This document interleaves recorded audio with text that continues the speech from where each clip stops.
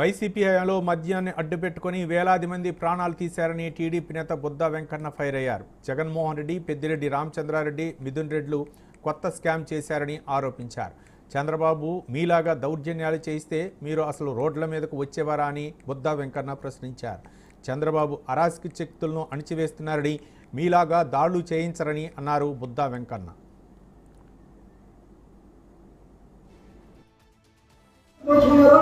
అలాగే మైనింగ్ ఈ రాష్ట్రంలో ఎవరు మైనింగ్ చేశారంటే పెద్దిరెడ్డి రామచంద్రారెడ్డి ఉన్నప్పుడు ఎవరి దగ్గర లాక్కున్నాడు.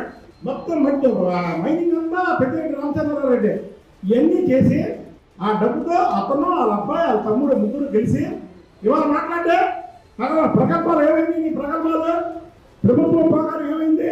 సంవత్సరానికి ఒకసారి అయ్యప్ప మాలేస్తావు కదా, నువ్వు నీ కుమారుడు అయ్యప్ప విగ్రహం పెట్టుకొని మద్యం కుంభకోణంలో మా పాత్ర లేదు, మధ్యలో మేమేం సక్రమంగా సంపాదించలేదు, అలా సంపాదిస్తే అయ్యప్ప మా కుటుంబం అందం చేస్తాడని ప్రమాణం చేయగలరా మీరు? అయ్యప్ప చెప్పాడా రాగా నాసిరక మద్యం పోసి ప్రజల ప్రాణాలు తీయమని?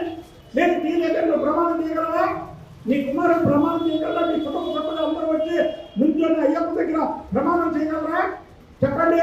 నేను చంద్రబాబు గారి దగ్గరికి వెళ్ళి అదే లేదని చెప్తా. కాబట్టి ప్రభుత్వం దీన్ని చాలా సీరియస్గా ఉంది.